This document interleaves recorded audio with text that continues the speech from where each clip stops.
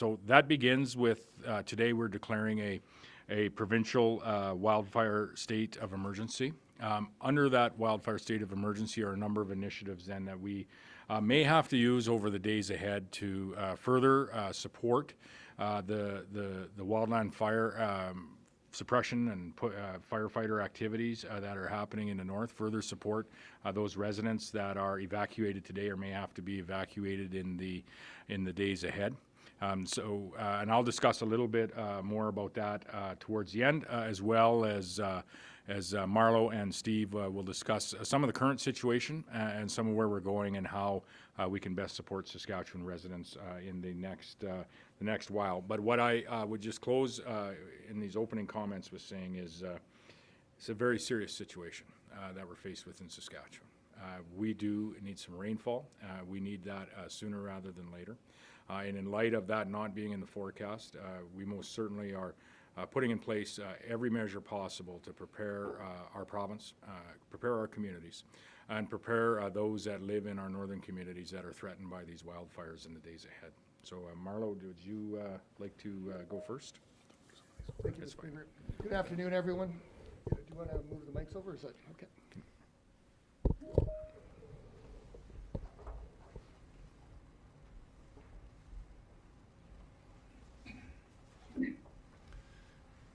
Good afternoon, everyone. As the Premier mentioned, there is a provincial state of emergency been declared. That state of emergency will be in effect for 14 days and can be extended if necessary.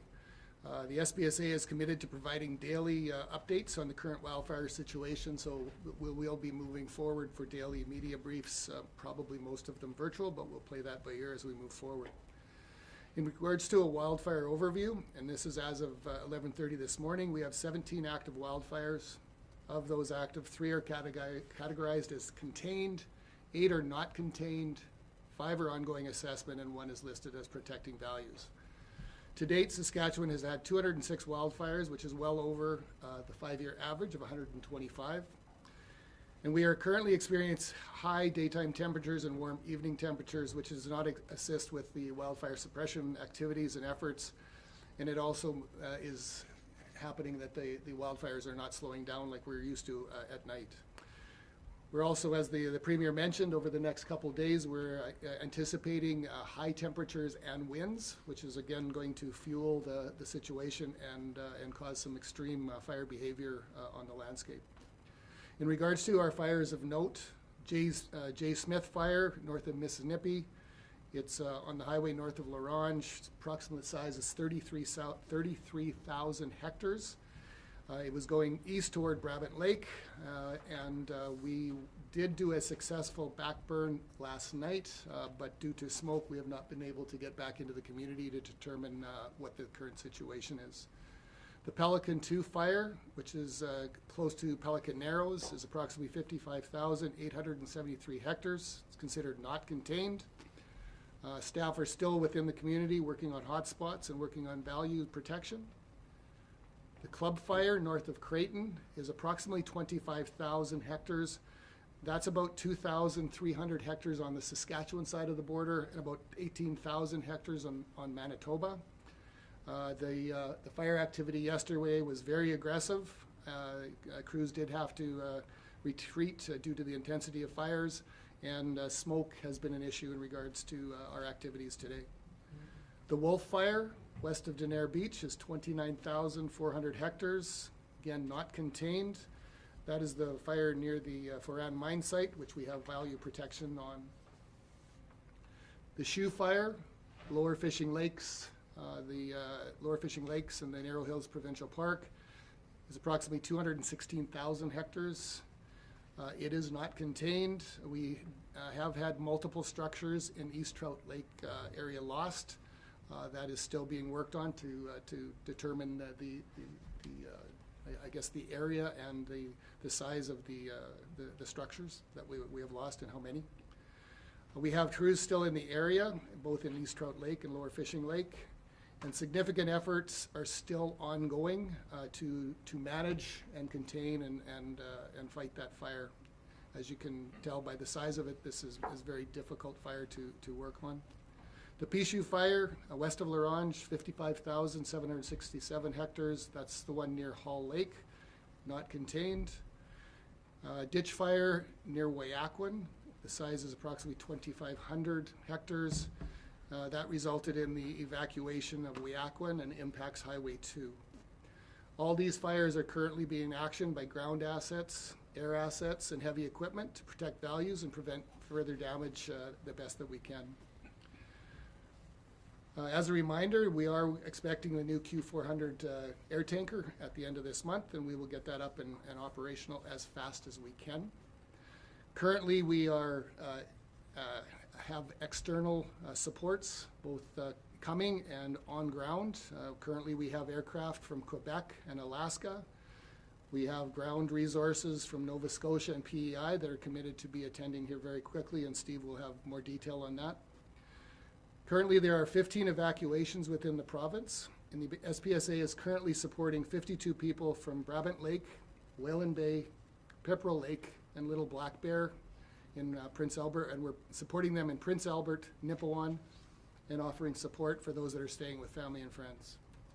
We're also expecting to be supporting up to 400 individuals from Creighton, Jan Lake, and Denair Beach, and they will be going to Weyburn, Estevan, and I believe it's also some going to Nipawin. The communities that are evacuated that are not being SPSA supported but are supported either through their own communities or through the Red Cross or other third-party providers are Hall Lake, Flin Flon, East Trout Lake Subdivision, Narrow Hills Provincial Park, Resort Village of Candle Lake, Sturgeon Weir, DeChambeau Lake, Birch Portage First Nation, and Weyakwan as of last night.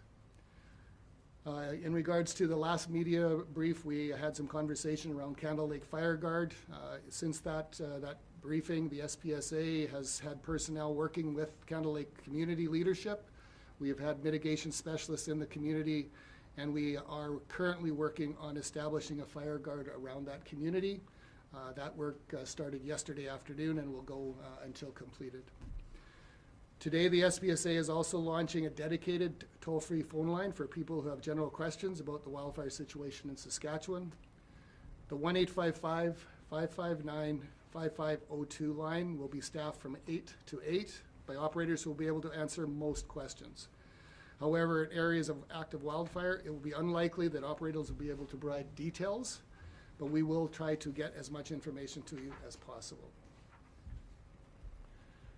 People are encouraged to access the latest and most accurate information on the wildfire situation at saskpublicsafety.ca and to sign up for our emergency alerts through Sask Alert. I also want to just take a moment about drones. We would like to remind residents to stay away from the fire at this time and let first responders do their job. Canadian law requires all drone pilots to fly according to the Canadian aviation regulations, which state that only someone with permission can fly over a wildfire or within 9.3 kilometers of a wildfire. We have had a recent incident within the province, but I will just mention that there was an incident in California in January where a drone did hit a tanker and caused significant damage. So again, just to remind anybody to stay away from those areas as we're working. Numerous highways are closed or have restricted access, so please check the highway hotline information because that situation can change fairly quickly. In regards to asset loss, as of today, we know or have confirmed 44 values or 44 structures have been lost to the wildfires, but we're still assessing other areas. And if anyone does spot wildfires or grass fires, please call 911 immediately. And we will encourage anybody that has property owners that are not really directly affected by wildfires at this time to fire smart their home or yard. Again, simple cost-free tasks of pruning dead trees and keeping your yard free of debris all helps in situations like this. I also want to apologize for the Sask Alert error that went out last night. We sent an alert for Weyakwan evacuation, immediate evacuation. The information was correct, but the map was not. It included Prince Albert, and so I know that caused angst for some individuals. So again, we're doing a review so that to make sure that that does not happen again. And then finally, I really want to acknowledge the great work that our wildland firefighters, community volunteers, volunteer fire departments, and fire departments are doing. It is really a all-hands-on-deck approach, and I really, really want to thank individuals in communities. I was on the road yesterday, and I know that there's members of the community that are supporting our staff, supplying sleeping arrangements, bringing food to the bases, our IMTs. That is so greatly appreciated to the women and men that are doing the hard work in the trees and the forests. So I really want to acknowledge that. It's really going to be an effort all of us need to pull together to get through this over the next days, weeks. But we will get through this, but we have to do it together. So again, thank you, and with that, I will turn it back to Steph. Steve, you have, Just a couple items. oops, sorry.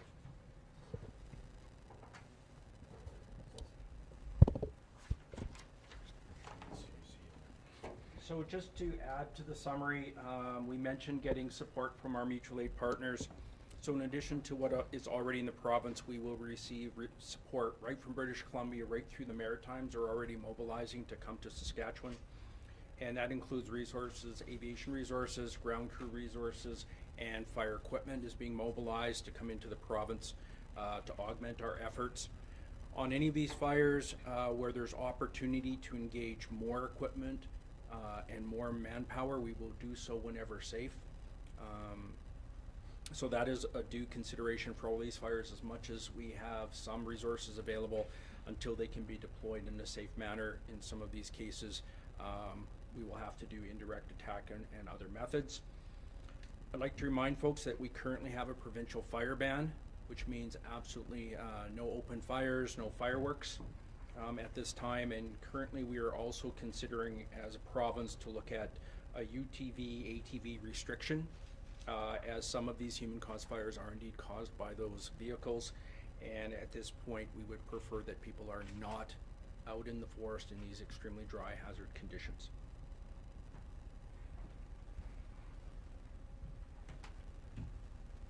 Thank you, Premier, Mr. Pritchard, and Mr. Roberts. So before we go into questions, I'll just like to remind those of you who are on Teams, we ask that you use the raise hand function on Teams or by commenting in the chat. If you're phoning in, you'll need to press *5 to raise your hand. You also need to press *6 to mute and unmute yourself. And if there are additional questions afterwards, please send them to the SPSA's media inbox, which is media.spsa@gov.sk.ca.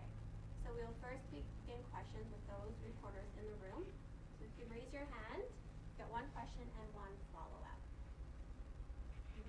Alexander Silverman with CBC.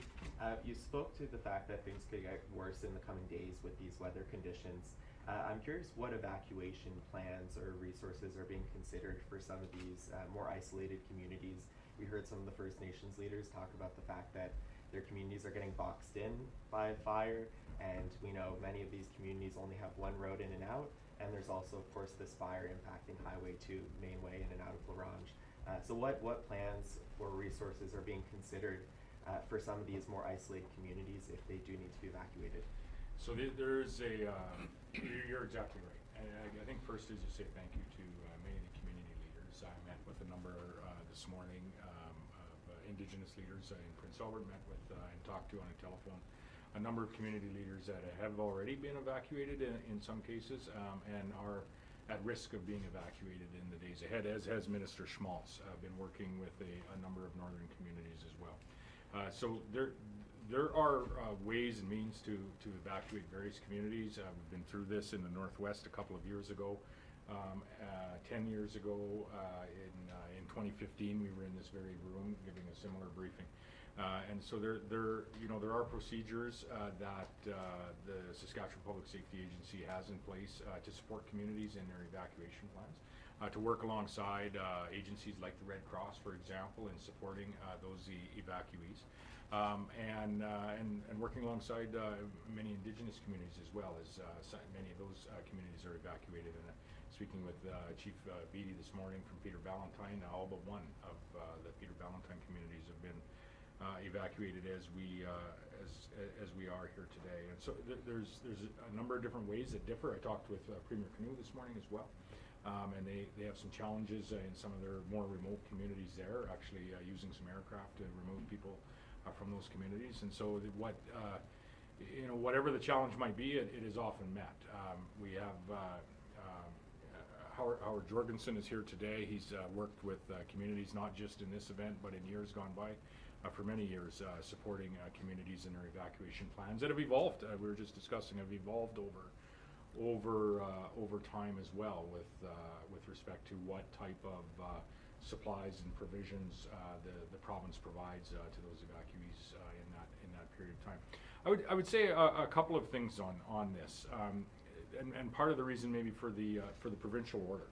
One is to raise awareness with not only the people of this province and across this province, because I do fear things are going to deteriorate with the weather that we have ahead of us in the days ahead, not get better until we find ourselves in a 2 or 3 day rainfall event. Two is to raise the awareness as well with the federal government, as us in Manitoba really work alongside one another to support our communities and their residents, and both of us would have requests at certain times for some additional resources, whatever those might be, from human resources to various types of equipment as well. In addition to that, there is, I think, further some opportunities for those individuals from evacuated communities that are unfortunately all too familiar with the challenge of wildfire. But there are many of those individuals that are trained, for example, as maybe a level 3 firefighter. And I would have an ask of those individuals is that they identify themselves to their nearest fire base as being available to be deployed in the wildland fire scenario, and they'd be contacted then by Steve and his team to go out and help save the communities in the days ahead. And so if there is today is about a provincial declaring a wildfire state of emergency, yes, to support those communities. But one way for individuals that have some training and certification in wildland fire firefighting, we'd ask that you report to your nearest fire base and identify yourself as available, and we're going to try to find a place for you to defend a northern community in this province. I got a follow-up as well, right? Yep. And we heard yesterday Premier Canoe, of course, asked the Prime Minister for help from the Canadian Armed Forces. Have you asked for any additional support from the federal government? And at what point would you also request support from the armed forces? Yeah, not direct yet, and I'd maybe let Steve or Marlo speak directly to the asks. However, we wouldn't hesitate. Should the federal government be able to provide us with supports that would most certainly be useful in defending our communities against the fire that we see. And so we may in the days ahead. Part of the reason, again, for moving with the emergency order is to raise that awareness and to start that little more open, broader, serious conversation about the situation that we're faced here in the north. I was talking to a community leader this morning where and Steve, you can speak to this in much more depth, but they actually weren't able to use a water bomber at that point in time because of the smoke cover overhead. And so sometimes the resources that you have can't actually be used in a specific situation, and they're looking for any additional ground wildland fighters that they could have to keep the fire out of their community. And so every the logistics in every situation is a little bit specific to what's happening, and not only in that day but in that particular hour. But I would say overall the conditions that we're facing and the conditions that our northern residents, communities, and our wildland fighters are facing today are as severe or quite likely more unlikely anything that we have faced for quite some period of time, if not ever. But Steve, you have anything to add to the federal ask that may be coming, or how they could help support our communities and wildland fighters today? Sure. Through our mutual aid agreements, we do talk to all of our Canadian partners. The federal government is involved in that discussion in setting national priorities. So part of it, discussion is, what is the situation in Saskatchewan? What resources are critical to us being successful? and make that case so that those resources that may become available in Quebec or the Maritimes actually gets here because we have the pressing need for that resources. So there are resources on one side, needs on the other. We have to make sure that balances, obviously, as it was been noted. Manitoba is in the same boat we are. They are also asking for resources. So at some point, there's some discussion about who's going to get the first 40-man crew and who's going to get the second 40-person crew. And is it something unique that the feds can do, like in Manitoba's case where they were looking for evacuation by military aircraft? That is not currently a demand that we need in Saskatchewan, so we have not asked the feds for that specific. They haven't asked for federal firefighters, they've asked for military aircraft. So there are opportunities where we can go to the federal government on a case-by-case basis for those specific things. Maybe I'll just add to that as well. As I said, I talked to Premier Canoe this morning, and at every level, whether it be through the provincial compacts, working closely with our partners across North America, not just in Canada, but across North America, as we have planes and resources in from Alaska today. But working very closely with the province of Manitoba at the political level as well, and offering support back and forth where we can. We're in this together, and not just in our two provinces, but largely in our two provinces. So I spoke with him this morning, and then just prior I was able to connect with Buckley Belanger, our Liberal MP for the northern part of the province as well, to ensure that he's abreast as to what the challenges are, where we are, and working at all levels of government and interprovincially at the political level as well to support one another. I just wanted to ask about that emergency alert that went out, and when I saw it looked like it just wasn't filled out properly, like there were things in parentheses that just said like jurisdiction. Was it a matter of someone, clicking the send button too soon, or what exactly happened there? Sorry about that. Yeah, we are very, very sorry about that. It was human error, whether it got hit. We're doing a review, an internal review, to determine what the cause was. But we know it caused anxiety for individuals that although the information was in there around Weyakwan, it included the PA and PA region. So we know it was human error, and we're going to look into it to make sure that it doesn't happen again. So I don't know the cause yet. I would add to that. There's a lot going on across the emergency services, and that's not an excuse by any stretch. But there is a lot going on, and I was made aware of that as I live in the area. So I had a number of individuals reach out and ask if they should leave Prince Albert.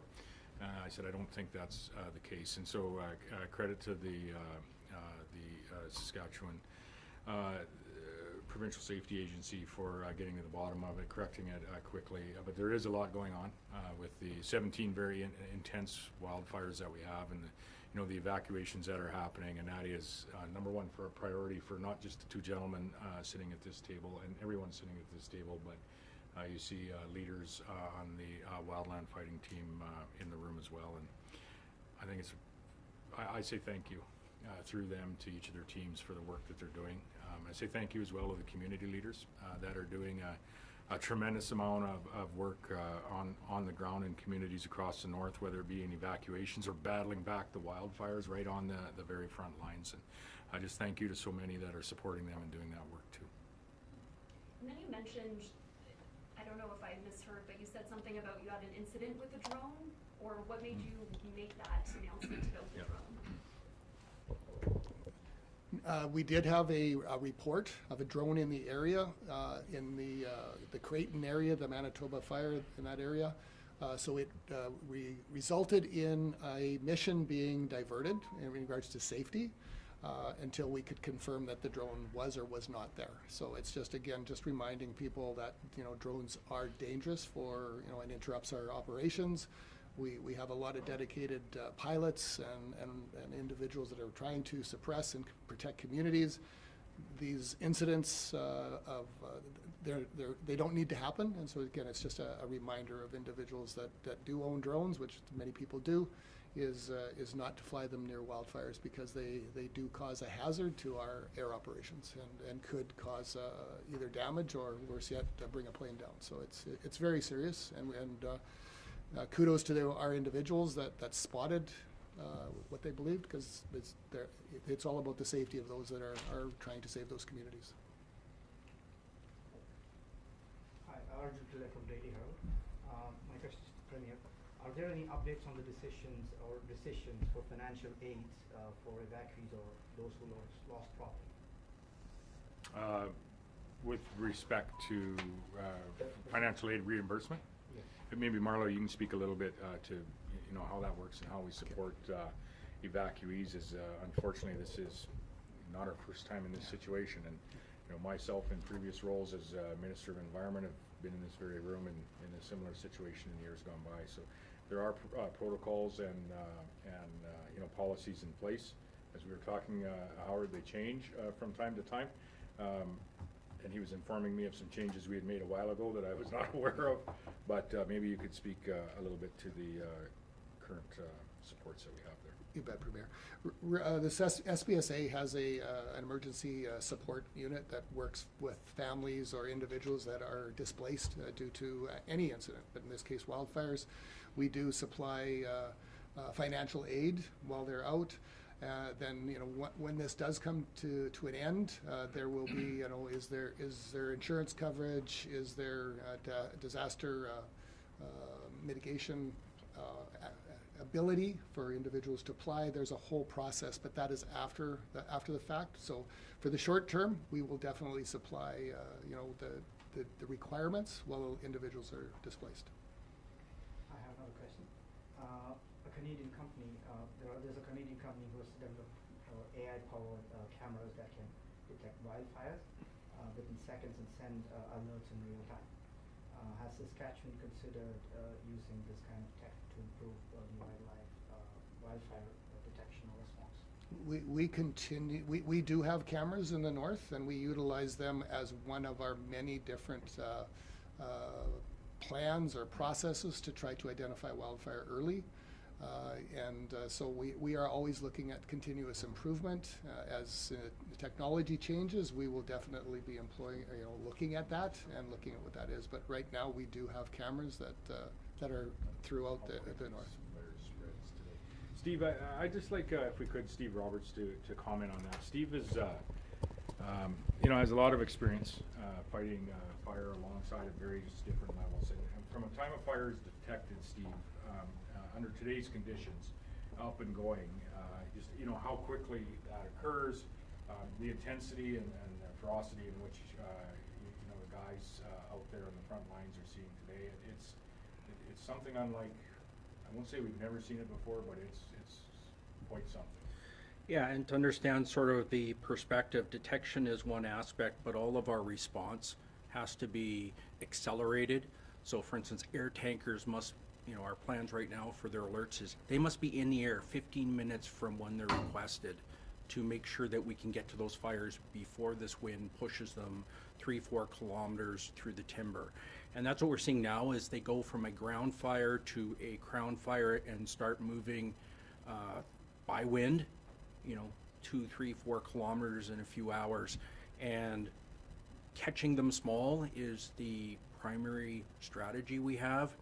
Anything that gets beyond that containment will be a problem. So we are using cameras. We have for a number of years, but we actually have trained technical experts that view those cameras and the data that's in them to assess the risk and the validity of the report, and immediately notifies our fire operations response system. So basically they're doing the verification before response starts, instead of the fact that they have the training and the expertise to do that. I just have a question regarding drones again. You mentioned one incident. Has there been any other incidents this past year where somebody's been caught? And then if we need it, would there be any changes that need to be made in legislation to ensure firefighting efforts aren't being hampered? Well, to be clear, the legislation prohibits that activity. So that it's a federal regulation says you shall not do that. Immediately upon a wildfire being identified, the airspace around it is automatically restricted from any air operations without authority. And that includes now drone operations. Interesting enough, this is the first documented case that we had this year, but we are well aware, both from the U.S. and from our Canadian partners, they have faced similar situations where they have been prevented from responding to fires effectively because of drone activity. So it prohibits us entering the airspace. If you can imagine an air tanker traveling at treetop level in smoky conditions at 260 knots, is not going to see somebody's drone until it is far too late. It's too small, doesn't show up on radar, so they pose an extreme hazard. So the only solution we can do safely is to pull the aircraft and then see if we can find, but it could be any number of recreational users. Those users could be just recreationists. It can be media. We've had the requests from media, can we just fly drones up? And our first answer is no. It will inhibit our operation. So incredibly important. I know people would like to see and know if their cabin's okay and those items. But if it's gonna prevent the operation that's gonna save that cabin, it's probably counterproductive. And I do have a follow-up for the Premier from my national colleagues. The Trump fentanyl tariffs have now been reinstated by a U.S. appeals court after they were struck down last night. How is your government managing the volatility associated with the changing tariff dynamic? Which tariffs were reinstated? The fentanyl tariffs reinstated. Oh, and so are they going on immediately? Is that what the U.S. administration has said? I believe so. Let me go Yeah, from my I've not been informed of that, and I am sure if that is the case, the federal government will be informing us. I was aware of the case, however, I didn't. I felt it was more that they could be reimposed should he feel the necessity to do so. The fact of the matter is that not only provincially in Saskatchewan has there been provincial resources deployed to the border, but there has been federal initiatives and investments made to secure our 49th parallel as well when it comes to fentanyl and when it comes to people that are bringing fentanyl either direction across that border. In my discussions with the federal government on the poisonous fentanyl and crystal meth that is in our communities today, is we need to eradicate it and make every effort to eradicate it. And not only is the 49th parallel somewhere that we should be paying attention to, but so are our airports, as well as our cargo ports, east-west cargo ports that we have. And stop that poison from coming into our country, our continent, our country, our province, and our communities. And you've seen very much what we're doing in the way of recovery, as well as investing in additional law enforcement officers with an initiative and an effort to provide an opportunity for people to be all that they can be and aspire to in a recovery journey, but to charge and prosecute the people that are bringing this poison into our communities and killing our friends, our community members, and our families. Hell hath no place hot enough for them. With respect to the potential of impact of tariffs, what we are, I would say, experiencing in this province from the U.S. administration is steel tariffs, of which we have advanced a significant amount of procurement through our power utility to really stabilize the steel industry in Saskatchewan, and I would say by extension even beyond our borders into other western provinces as well. So we haven't used the power of the purse, so to speak, the provincial budget, but the power and the strength of the Saskatchewan economy to support our steel workers, our provincial steel workers, through a very tenuous time. And so we brought 10 years of procurement forward into 3 with our provincial utilities to support that industry. It's procurement that was going to happen. It's just happening in a shorter period of time to support Saskatchewan workers. As we move forward, we're very hopeful and confident that the U.S. administration is coming to the realization of the importance of the trade relationship that they have, not only with Canada, but in particular with the province of Saskatchewan.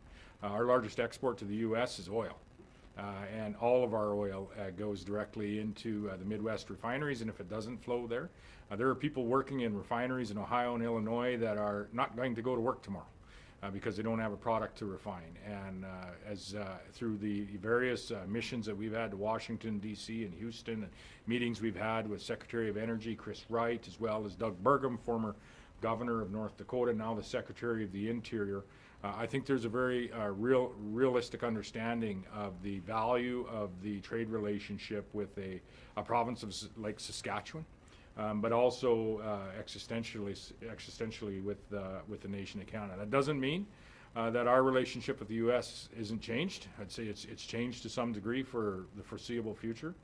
It doesn't mean that that we are all of a sudden going to start selling, in our case, our $30 billion worth of products that goes to the U.S. to some other country around the world.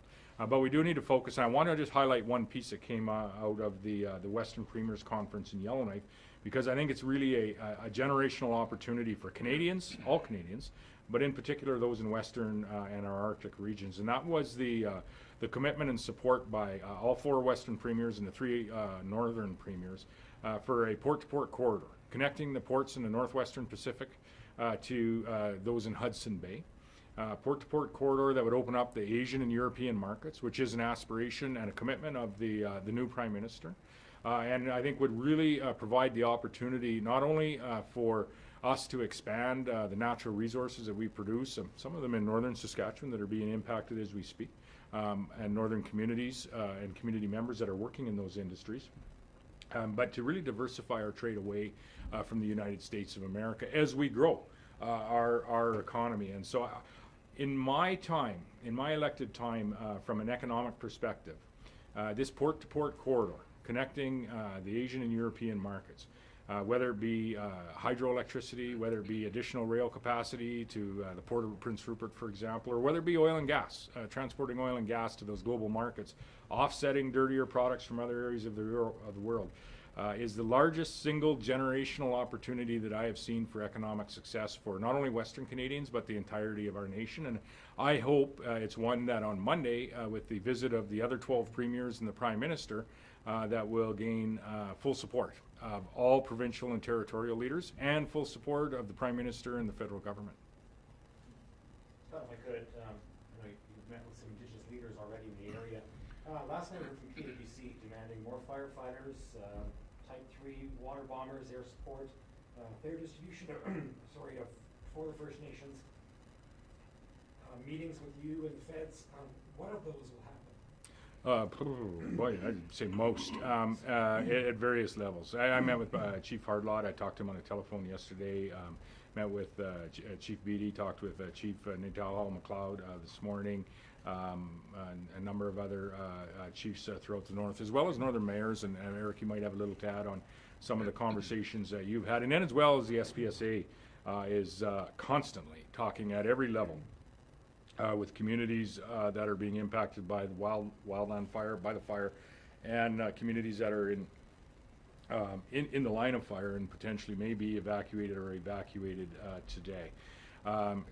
With respect to, and I'll just reference a conversation that I've had with Chief Hardlot for a number of months now, and there's some successes in this conversation. It's around training additional, I believe it's Type 3 wildland fighters, and having them available for situations like we're faced with today. I believe there's 2 additional crews that are working through some of the partnership and the training that is happening with PAGC specifically. And that's maybe a foundation for us to build on in a post-emergent environment that we are seeing here today.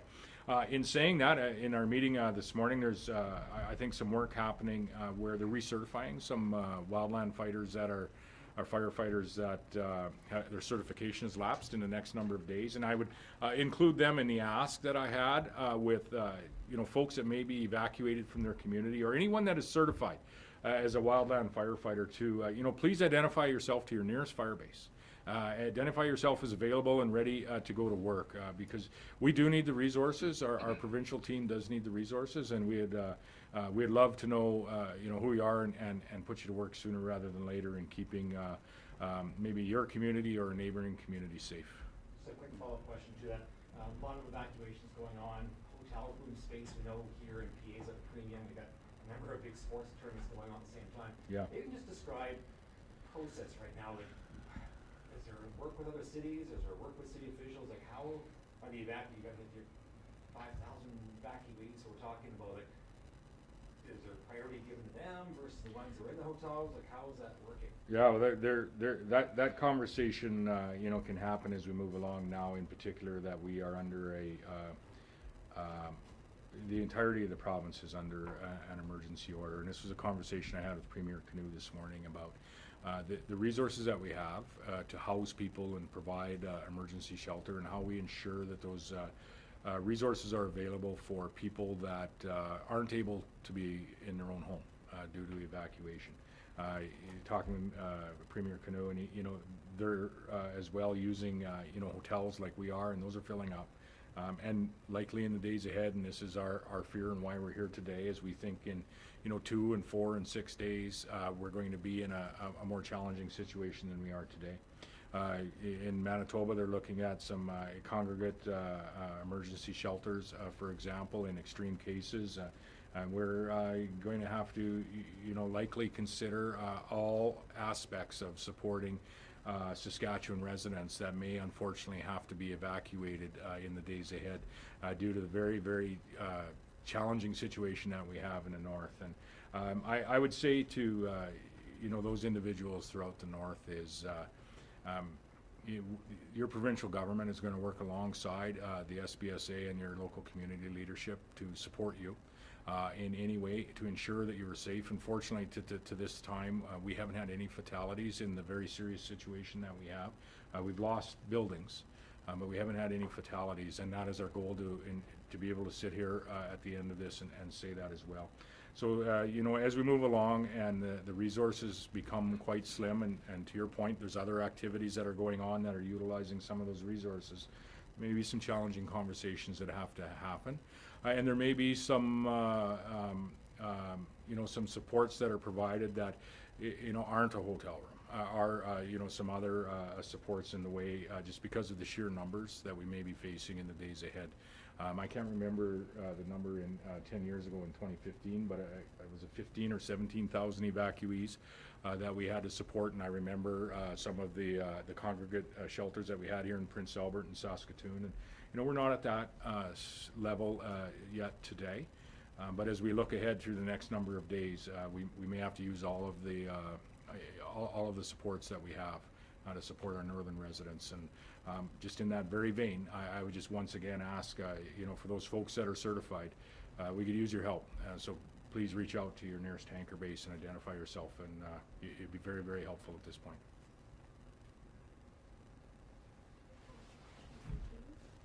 Anyone else? Good deal. Thank you, everybody. Oh, wait, Teams yet? Teams, or are we good? Oh, let's go online. Sorry, I forgot we're connected.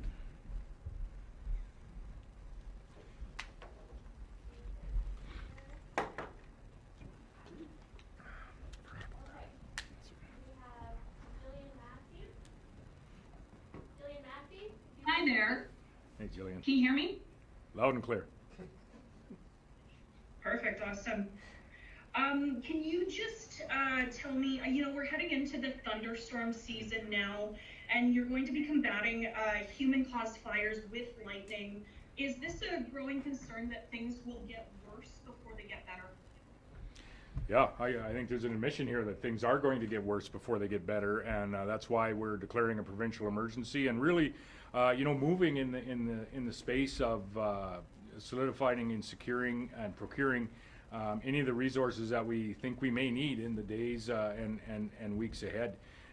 Steve and Marlo, you may have a comment on the fires that we've seen thus far. We've seen virtually no significant rainfall in the north this spring. Virtually all, if not all, of the fires that are burning, and there's 17 active that are very problematic at this point in time, they've all been started by us, humans, in some way, shape, or form. Not intentionally, all of them, but you know, quads and other ways. And so, yes, lightning is an issue in normal years. I think this year it has been human activity that has been the challenge alongside a very, very dry spell.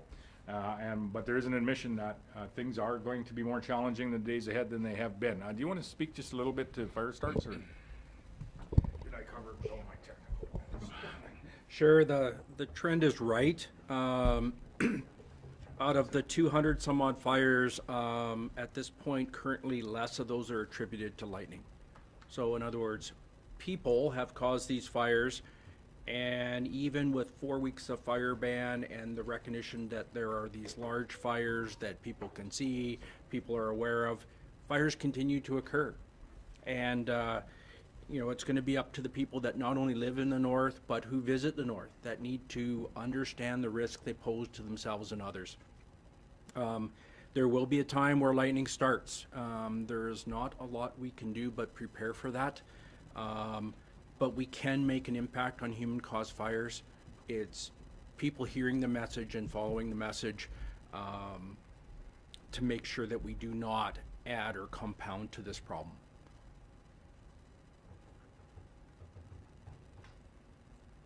Thank you. And then just for my follow-up here, there's been some criticism of your coordination of the resources. Can you tell us how that coordination works?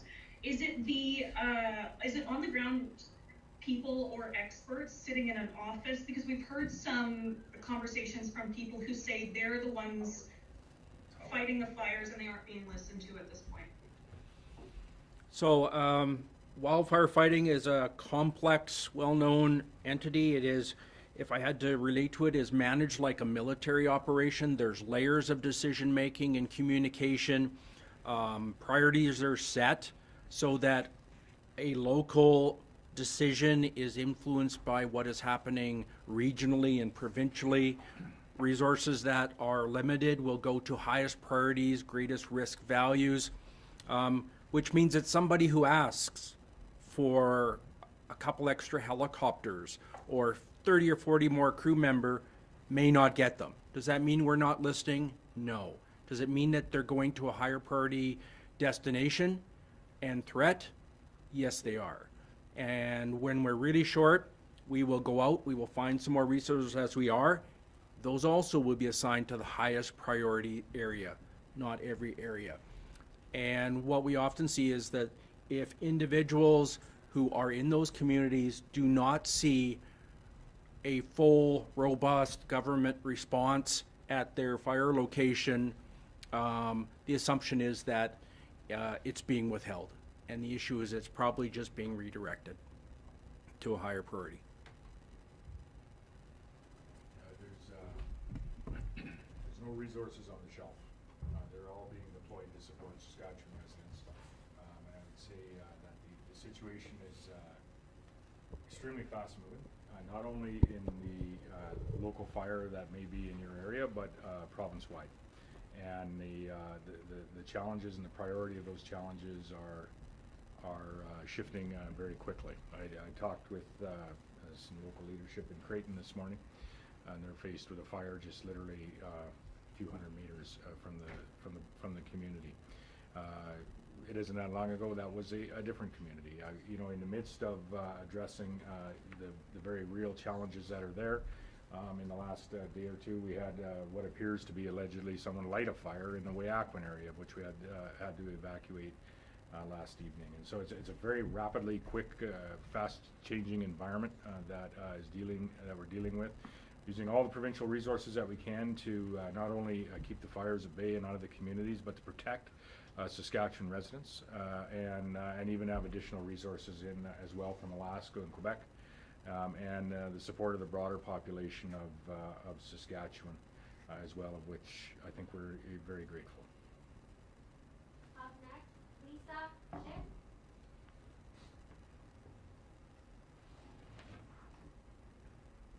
Lisa? Okay, You're on mute, Lisa. you might be on mute. Oh, yep, there we go. I think after 5 years, I'd be able to figure this out. Can you just be a little bit more specific as to what declaring this emergency is going to be able to offer you that you weren't able to do before? I know you kind of mentioned a few things that might happen, but what resources does this create by calling an emergency?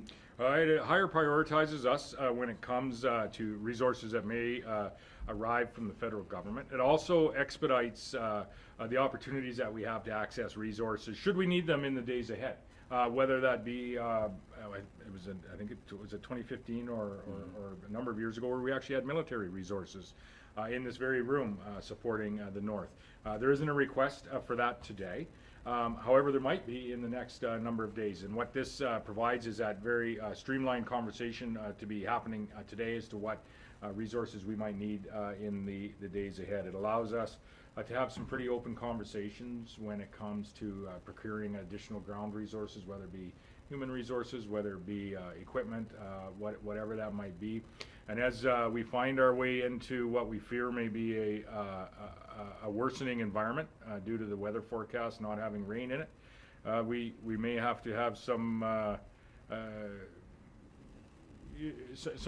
conversations around, how we are going to house whatever the number of evacuees is, or how we're going to support the number of evacuees over the course of the next number of days and next couple of weeks, knowing that even if we were to have a significant rainfall event, not thunderstorm event, but 2 or 3 day rainfall event that would help us with our conditions in the north, there would be weeks of work after that in ensuring that these fires are extinguished, and quite often then we would be into the general fire season throughout the summer. So we have some challenges ahead of us in the short term, and putting the provincial emergency order in place really allows us to prepare for what's going to be a very challenging 7 to 10 days at the very least. All right. And when it comes to the Sask alert system, I know you guys have talked a little bit about the error that was sent out, but we're also hearing concerns that it seems almost ad hoc, that there's not enough people using it or people who know how to use it. There are RMs who didn't realize that they had to sign up for it. They thought they would just be automatically signed up like it is in other provinces. So can you talk about how that's all kind of come about, and if there are any changes that are on the way to fix some of these problems we're hearing about? We've got to get CBC in here. The Sask Alert process, all the communities are aware of the process. There's letters that have been sent out over the last number of years.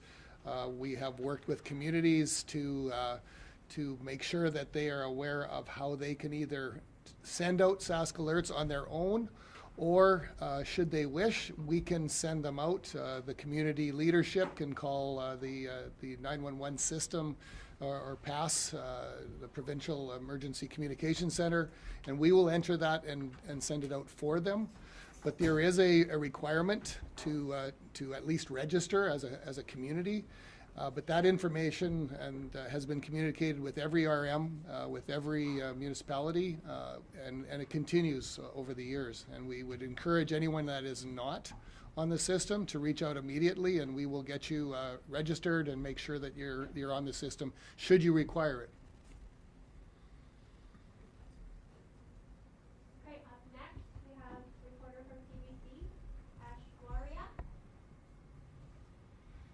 Hi, I just have a question from my colleague for the Premier. You've said you want a reset in the relationship between Ottawa and Saskatchewan. Do you think Monday's conference is a chance to start that process? Well, from our perspective, it's already begun. And I think you see that in the approach that I have brought to our asks of the federal government to change course in a number of policies. We've been very specific with respect to that. To not only advance and provide opportunity for the Saskatchewan economy, but if we want to look at a strong national Canadian economy, I think we need to realize that that economy is the sum of its parts, which is 10 provinces and 3 territories. So we've put forward what we view as changes that need to happen in order to start that new relationship between the province of Saskatchewan and the federal government. Now on Monday we're going to come together and talk about not only maybe some of the regulatory shifts that have to happen, but we're now hearing the federal government talk about advancing a number of projects, selected projects, into a 2-year time frame. The fact that there is an admission that we need to select projects to essentially circumvent some of the current regulatory environment that we have to get those projects to fruition is an admission that the current regulatory environment isn't working. And so that's fine. We will work with the federal government on identifying those projects in Saskatchewan. We have a uranium mine in the north that is has all its approvals, should start construction immediately. We have the port-to-port corridor that we, all Western Canadian and Northern premiers had supported. That would open up Asian and European markets, I think would be very high on the priority list. Nutrien is looking at expanding their West Coast port operations, likely going to need additional rail capacity in order for that to happen, and a strong, sound regulatory environment at the production end of the potash industry right here in Saskatchewan, which is the largest and most sustainable potash industry in the world. So in the short term, sure, we can identify some projects and move forward. In the longer term, the opportunity for us in this province, and I would say more broadly for all of Canada, is to put together a sound regulatory environment that doesn't require us to be looking at ways to circumvent it. To put together a strong, sound regulatory environment that is going to allow investment to flow, allow projects to come through maybe an exploration stage into the pre-development and ultimately into production, whether it be a mining project, an oil and gas project, or whether it be any of our natural resources, or whether it be manufacturing projects that are being talked about in central Canada. And so I don't know that I have ever seen such a economic opportunity available and lying at the feet and before Canadians than I do today. But I see it. And I think it is incumbent on our federal government to alter course slightly so that we are able to achieve the aspirations of the new Prime Minister, which are to become the strongest economy in the G7 nation and to become a global energy superpower. And policies matter. And if we are going to actually achieve either of those, we are going to have to ensure that we have a policy framework in place that is going to allow for that investment and allow for that economic success so that we're able to invest in all of the things that matter to Saskatchewan people, like investing in safety of our communities through wildland fire management. And so this is how Canada works, and I would say we have a great opportunity ahead of us, and I hope the new Prime Minister and maybe to some degree a renewed government will take up the mantle and allow Canadians to achieve that strong Canadian economy, but doing so through the 13 subnational economies that we have. Thank you. Next, Jeremy. Hi, Premier. Just want to understand a bit more as to why military help is not being requested at this time. Do you want to speak to that more? Or Steve?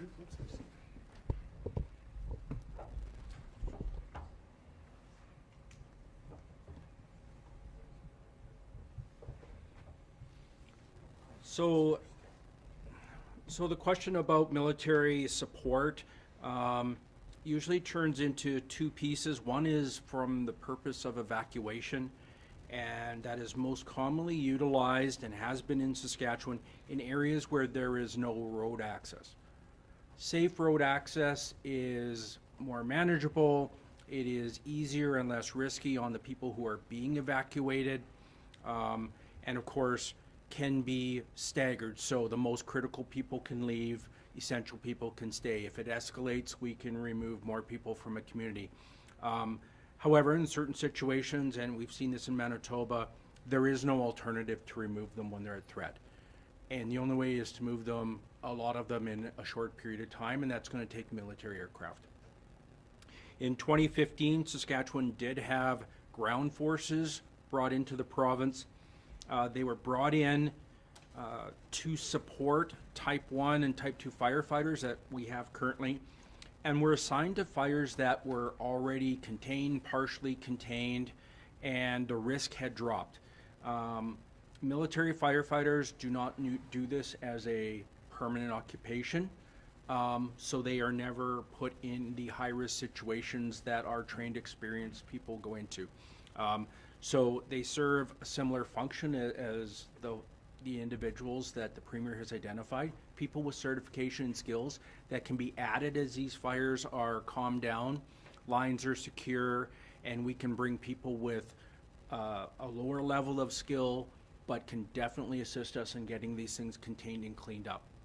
So in the current situation in Saskatchewan, there is no spot where we would be putting large amounts of military individuals, and we currently do not have evacuation situations that require military aircraft.